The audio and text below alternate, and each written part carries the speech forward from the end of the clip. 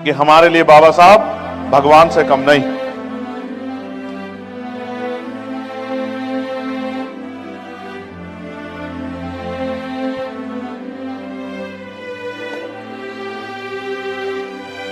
मैं बहुत ताकतवर आदमी।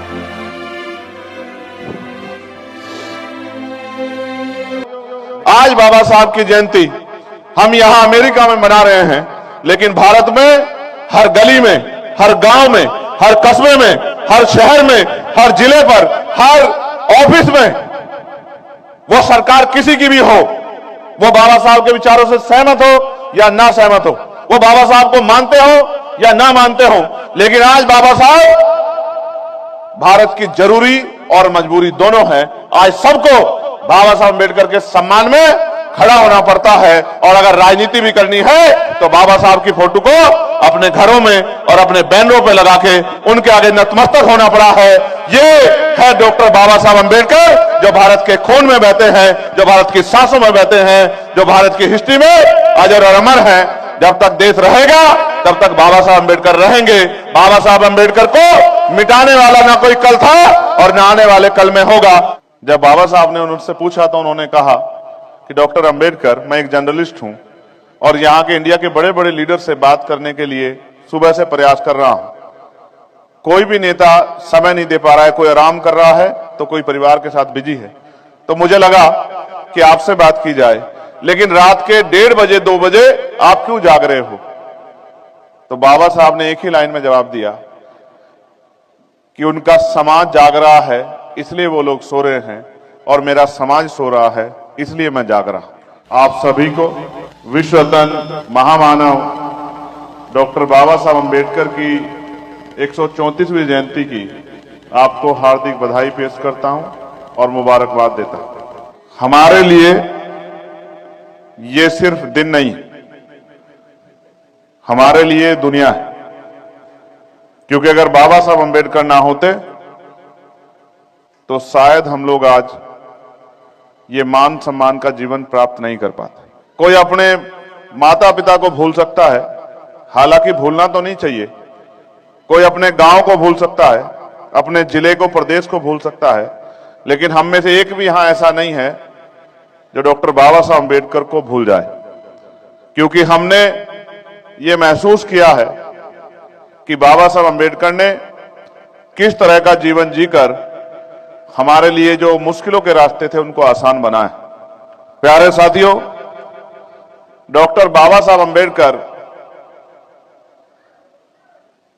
आजाद भारत के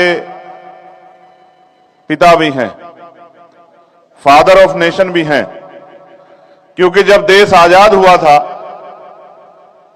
तो अंग्रेजों की यह शर्त थी कि अगर हम भारत को आजाद कर भी दें तो भारत गवर्निंग कैसे होगा, भारत की व्यवस्था क्या होगी,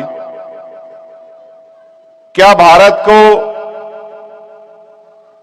के लोगों को वो सब हक अधिकार और अवसर प्राप्त हो पाएंगे जिसके लिए जिनका वो अधिकार रखते हैं। दुनिया में घूमने के बाद बाबा साहब अम्बेडकर के रूप में भारत को संविधान निर्माता मिला, जिन्होंने 2 साल 11 महीने 18 दिन में पूरी दुनिया का सबसे प्यारा संविधान, सबसे सुंदर संविधान, भारत का संविधान बनाने का काम किया। यह हम सबके लिए गर्व की बात है। उस संविधान की वजह से टुकड़ों में बटा भारत, जातियों धर्मों में बटा भारत एकजुट हुआ, और वही अधिकार आज प्रधानमंत्री के बेटे को है, और वही अधिकार आज भारत में किसान मजदूर के बेटे को भी है। ये अगर संभव हो पाया है तो ये बाबा साहब अम्बेडकर के संघर्षों से और भारत के संविधान के रूप में जो आजादी उन्होंने हमें दी है, ये उसी की वजह से संभव हो पाया। मैंने अपने जीवन में ये महसूस किया है कि हम बाबा साहब को जानते तो हैं, मानते भी हैं, लेकिन उनकी शिक्षाओं पे पूरी जिम्मेदारी से काम नहीं कर रहे हैं,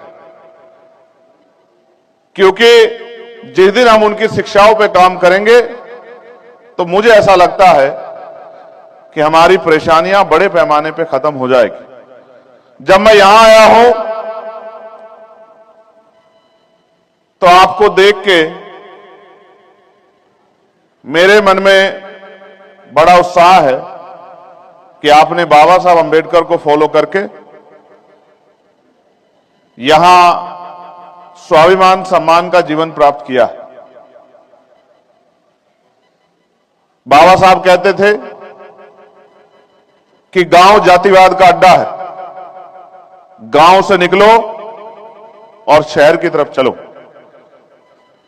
शहरों से निकलो और राजधानियों की तरफ चलो।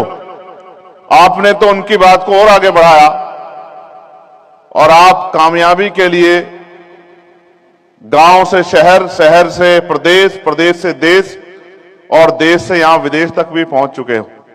और जब मैं यहां पिछले 3-4 दिन से ट्रैवल कर रहा हूं तो आपकी सामाजिक आर्थिक स्थिति को देखकर यह महसूस होता है कि बाबा साहब के सपनों पे असल काम कहीं हो रहा है तो वो यहीं हो रहा है। प्यारे साथियों, बाबा साहब अंबेडकर ने जो अपने बचपन में झेला है, जो परेशानियों का सामना किया है, मैं आज यहां अरदास भी करना कि किसी और को वो दिन या वो परेशानी अपने जीवन में ना झेलने को मिले। जो बचपन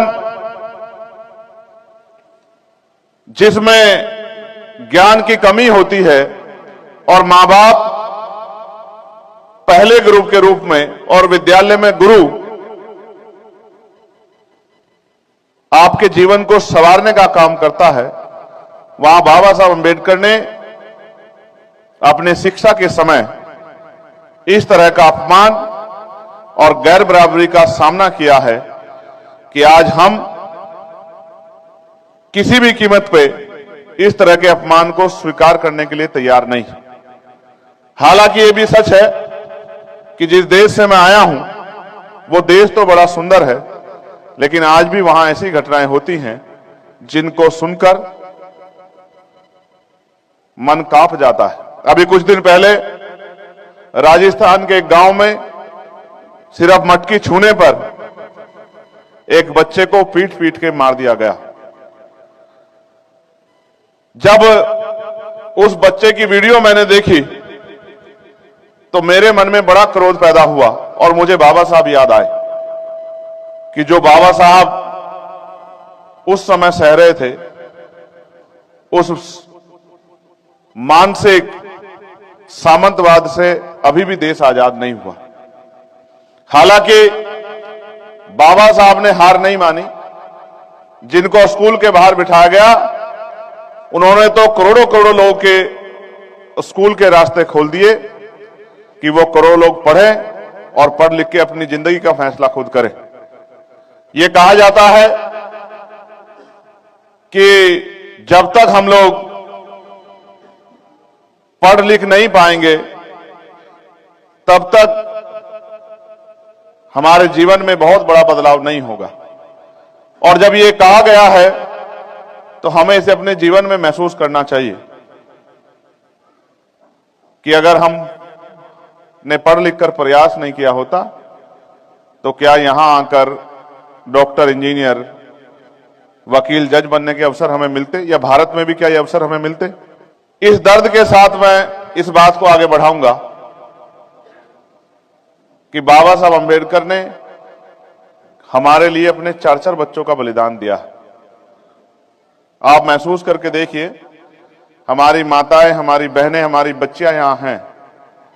आज हमारे बच्चे को एक खरोच लग जाती है तो हम चैन से नहीं बैठ पाते। हम अगर दफ्तर में होते हैं और बच्चे के बीमार होने की खबर आ जाए तो हमारा मन, हमारा दिमाग मजबूरी में तो वहां होता है, लेकिन असल हमारे मन में यही बात चल रही होती है कि हमारे बच्चे का हाल कैसा होगा। लेकिन याद कीजिए बाबा साहब अंबेडकर को कि उन्होंने अपने 4 बच्चों का बलिदान कर दिया। मैं इस बात से भी खुश हूं कि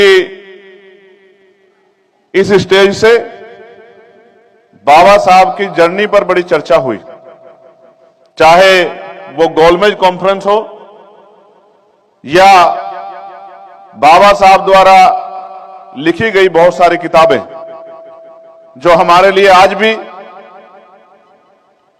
हमारे परेशानी के समय में हमारी समस्याओं का हल करती। हालांकि मैं तो यह भी कहूंगा कि अभी भारत में नोटबंदी हुई थी, नोटबंदी का फैसला तो जल्दबाजी में लिया गया, लेकिन वो फैसले के पीछे भी जब जवाबदेही हुई तो बाबा साहब अंबेडकर की किताब को ही कोट किया गया, जिसका नाम है प्रॉब्लम ऑफ रूबेज। इसका मतलब यह है कि जितने प्रासंगिक बाबा साहब अपने जी थे उससे भी ज्यादा जरूरी आज दुनिया के लिए बाबा साहब अंबेडकर हैं। और इसका उदाहरण यह है कि यही जहां वो पढ़े हैं कोलंबिया यूनिवर्सिटी में, जहां उनकी स्टैचू लगी है और जिस पर लिखा गया है सिंबल ऑफ नॉलेज, उस कोलंबिया में, उस न्यूयॉर्क शहर में कल का दिन 14 अप्रैल को बाबा साहब अंबेडकर डे के रूप में वहां के मेयर ने मनाने की घोषणा की है। मैं इसके लिए आप सभी को मुबारकबाद देता हूं। मैंने यहीं बैठे उस पूरी घटना को एक्स के माध्यम से अपने भारत के साथियों को बताने का काम किया है। और कल जब हमने इस पर चर्चा की थी तो भारतीय मीडिया ने भी इस घटना को, इस पूरे आयोजन को अपनी सुर्खियों में जगह दी है। भारत में भले ही बाबा साहब अंबेडकर की स्टैचू को नुकसान पहुंचाया जाए, लेकिन दुनिया में आज बाबा साहब अंबेडकर का अगर सम्मान हो रहा है, इसके लिए आप भी बराबर के हकदार हैं, जिन्होंने बाबा साहब की लेगेसी को जिंदा रखने का काम किया है। आप चाहे देश के किसी भी कोने में हो या दुनिया के किसी भी कोने में हो, आपने ये बताने का काम किया है कि हमारे लिए बाबा साहब भगवान से कम नहीं। आप याद करेंगे तो एक विदेशी पत्रकार जब भारत के दौरे पर गया और भारत के बड़े बड़े नेताओं से मिलने के लिए उनके घरों पर पहुंचा, वो जिस नेता के घर जाता वो नेता आराम करते हुए या अपने घर परिवार के साथ समय बिताते पता लगते। चाहे वो गांधी जी के पास गए हों या नेहरू जी के पास या पटेल जी के पास, पूरे दिन थकते हारते पत्रकार साथी रात को बाबा साहब अंबेडकर के यहां पहुंचे। बाबा साहब अंबेडकर अपने रूम में कुछ किताबों की स्टडी कर रहे थे। पत्रकार साथी को उन्होंने देखा नहीं। उन्होंने सोचा उनके साथ काम करने वाला उनका कलीग है। उन्होंने उससे पत्रकार से पानी मांगा, पत्रकार जवाब नहीं दे पाया। तो बाबा साहब ने सर उठाकर देखा तो एक अननोन व्यक्ति खड़ा था। बाबा साहब ने उनसे पूछा कि हु आर यू। जब बाबा साहब ने उनसे पूछा तो उन्होंने कहा कि डॉक्टर अंबेडकर, मैं एक जर्नलिस्ट हूं और यहां के इंडिया के बड़े बड़े लीडर से बात करने के लिए सुबह से प्रयास कर रहा हूं। कोई भी नेता समय नहीं दे पा रहा है, कोई आराम कर रहा है तो कोई परिवार के साथ बिजी है।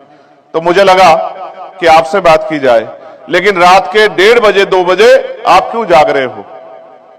तो बाबा साहब ने एक ही लाइन में जवाब दिया कि उनका समाज जाग रहा है इसलिए वो लोग सो रहे हैं और मेरा समाज सो रहा है इसलिए मैं जाग रहा हूं।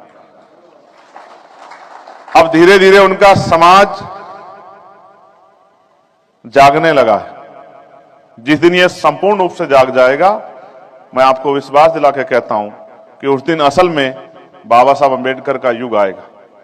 प्यारे साथियों, बाबा साहब कोई ऐसी फील्ड नहीं है जिसके मास्टर बाबा साहब ना। वो अर्थशास्त्री भी थे। भारत के आरबीआई की स्थापना में उनका योगदान है। वो जर्नलिस्ट भी थे, पत्रकार भी थे। बहुत सारे पेपर उन्होंने, बहुत सारी पत्रिका उन्होंने निकाली। कोई सोच नहीं सकता है कि जब वो पढ़ते थे जिस डिग्री को करने में 3 साल का समय लगता था, बाबा साहब के संकल्प की वजह से वो 1-1.5 साल में उस डिग्री के कार्य को पूरा कर लेते थे। ये बात सभी को प्रेरित करती थी। बाबा साहब लेखक भी थे, उनके द्वारा लिखी गई किताबें आज भी भारतीय गवर्नमेंट छापने का काम करती है। वो विधि के ज्ञाता भी थे, कानून में भी उनके बराबर का वकील नहीं था, उनका तोड़ नहीं था। बाबा साहब महिलाओं के मुक्तिदाता भी थे।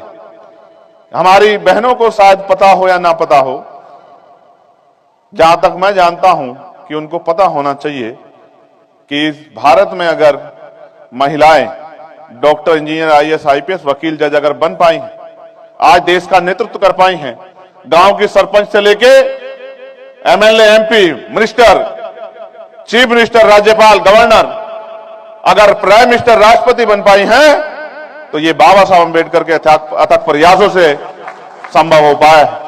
अगर महिलाओं को मैटरनिटी लीव मिलती है, इसके लिए भी बाबा साहब अंबेडकर का योगदान है। अगर वहां का लेबर 8 घंटे काम करती है, इसके लिए भी बाबा साहब अंबेडकर का योगदान है। और तो और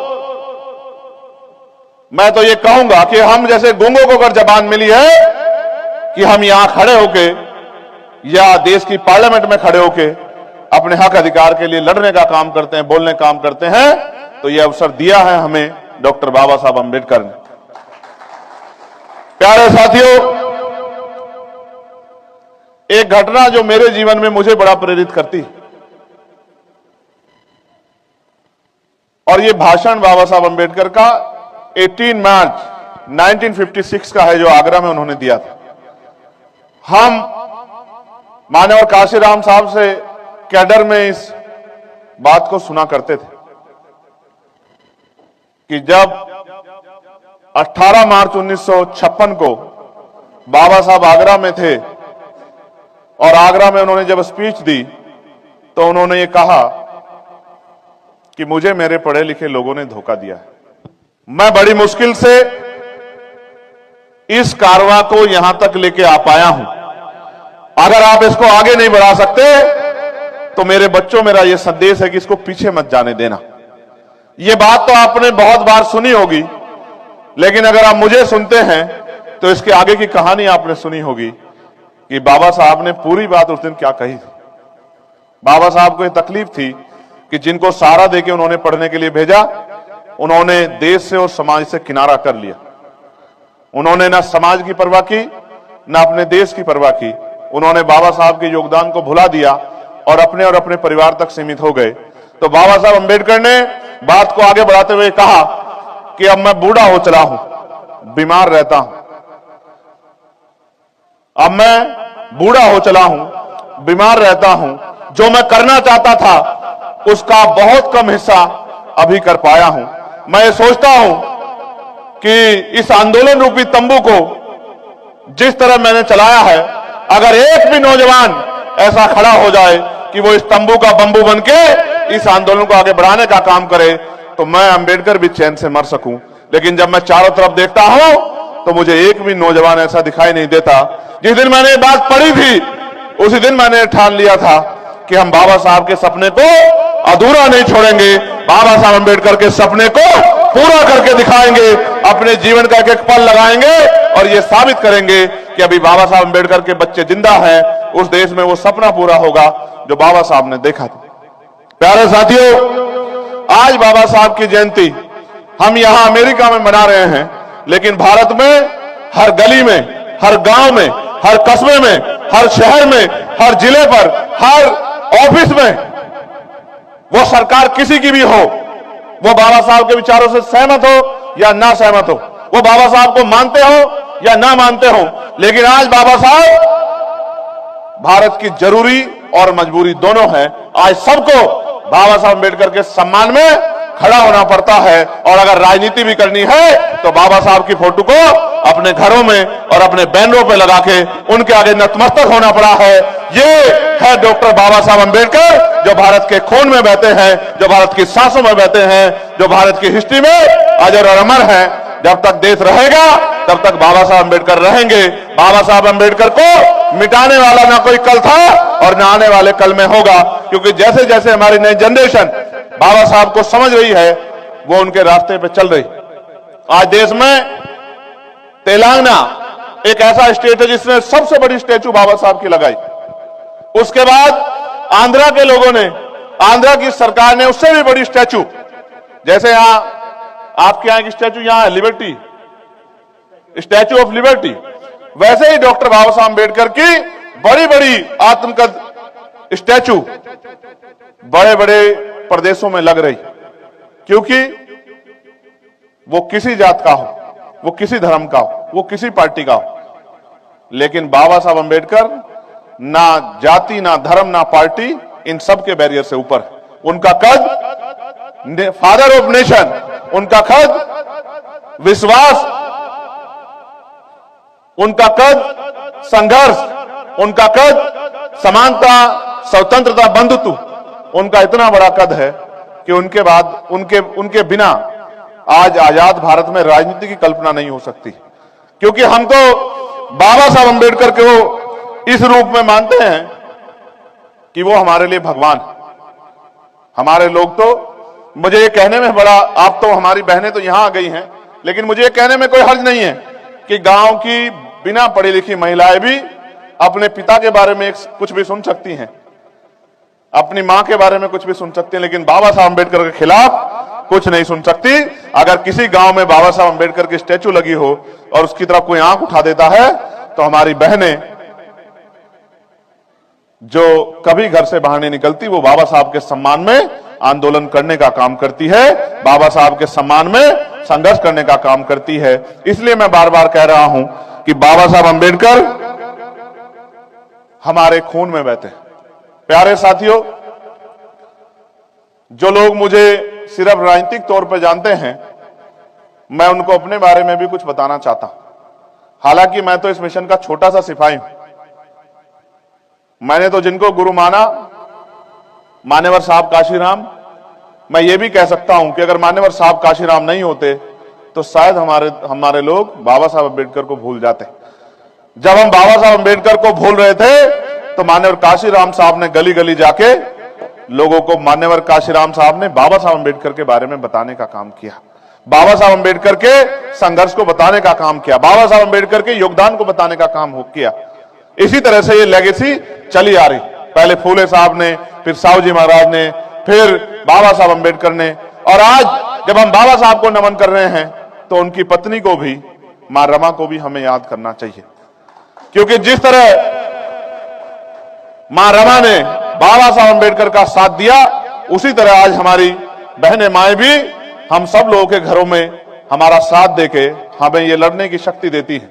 आप ये महसूस करके देखो, बाबा साहब हमारे लिए यहाँ गोलमेज कॉन्फ्रेंस में लड़ रहे थे, उनके बच्चे की जान चली गई थी, मां रमा ये कह रही थी कि बाबा साहब अम्बेडकर आपका बच्चा मरा हुआ पड़ा है, और बाबा साहब अम्बेडकर क्या कह रहे थे कि रमा मैं अगर एक राजरत्न की परवाह करूंगा तो मेरे करोड़ों बच्चों का क्या होगा, जो ये उम्मीद लगा के बैठे हैं कि डॉक्टर अम्बेडकर हमारे तरक्की के रास्ते खोलेंगे, हमें इज्जत सम्मान की जिंदगी दिलाएंगे।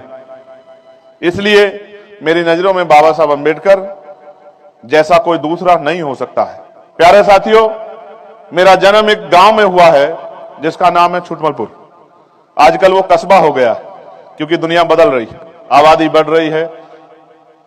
हमारी सरकार तो कहती है कि देश विकास की तरफ है, लेकिन वो विकास कहां है, मुझे भी ढूंढते ढूंढते बहुत दिन हो गए हैं, वो विकास मुझे नहीं मिल रहा है।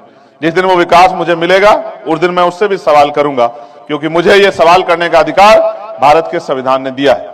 मेरे पिताजी, मेरी बायोग्राफी के बारे में मैं अंबेडकर टाइम का भी धन्यवाद दूंगा, उन्होंने यहां मेरी बायोग्राफी को छापा है। मेरे पिताजी एक शिक्षक थे जिन्होंने मुझे संस्कार दिए हैं और मेरे बचपन के समय से महापुरुषों के बारे में मुझे बताया है, उनके योगदान के बारे में बताया है। मेरी मां, क्योंकि हम बहुत मजबूत परिवार से नहीं थे, तो मेरी मां ने भी मुझे और मेरे भाइयों को, परिवार को आगे बढ़ाने के लिए बहुत संघर्ष किया है।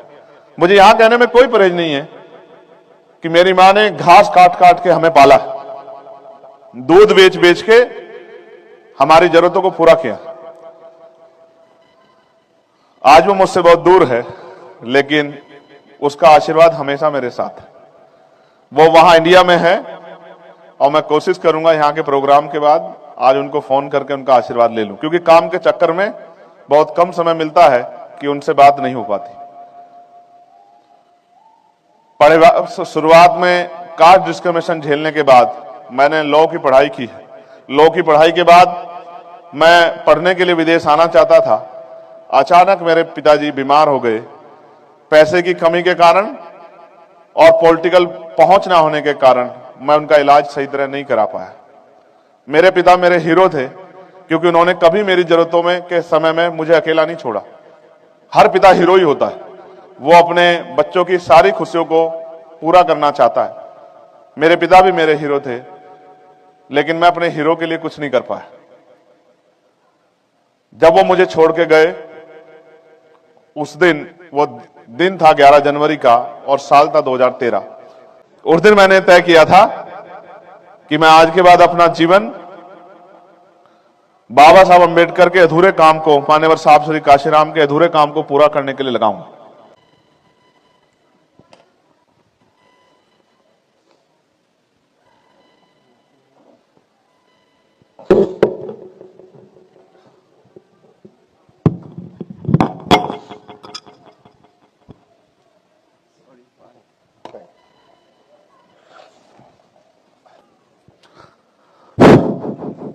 मैं बहुत ताकतवर आदमी,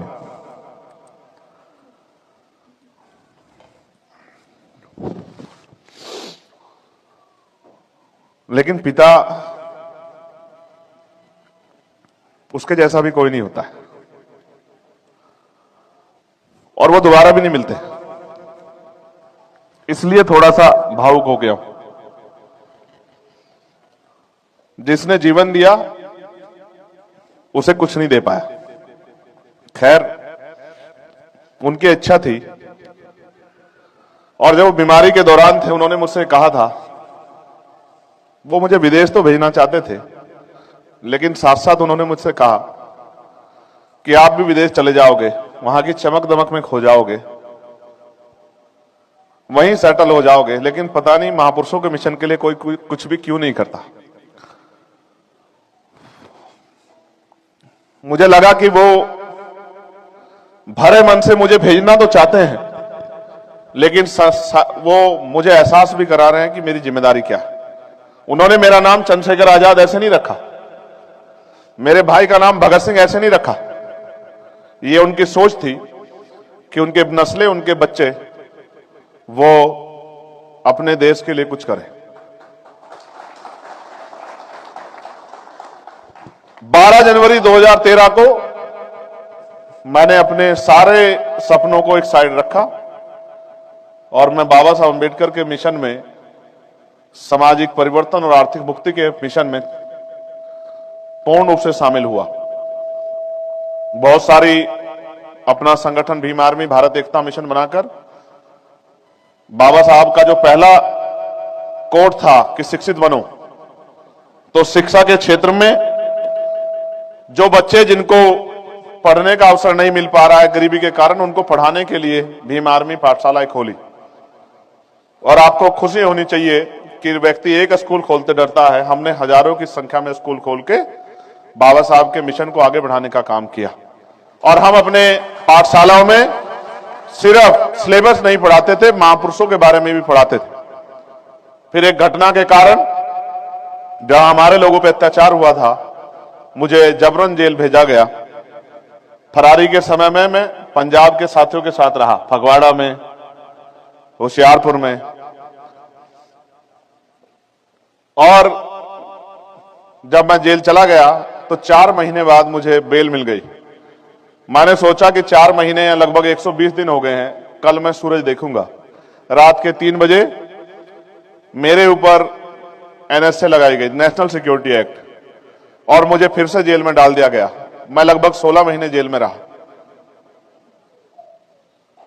मेरी मां से पूछा गया कि आपका एक बच्चा जेल में है तो उनको क्या, आपको कैसा लगता है? मैंने उनका इंटरव्यू आने के बाद सुना था। उन्होंने कहा कि मैंने अपने तीनों बच्चों को बाबा साहब अम्बेडकर के मिशन के नाम समर्पित कर दिया है। अगर वो मर भी जाएगा तो मुझे फर्क नहीं पड़ेगा, क्योंकि वो मिशन का काम करते हुए मरेगा। उस बात ने मुझे बल दिया, और जब मैं जेल से निकला फिर महापुरुषों के काम को आगे बढ़ाने लगा।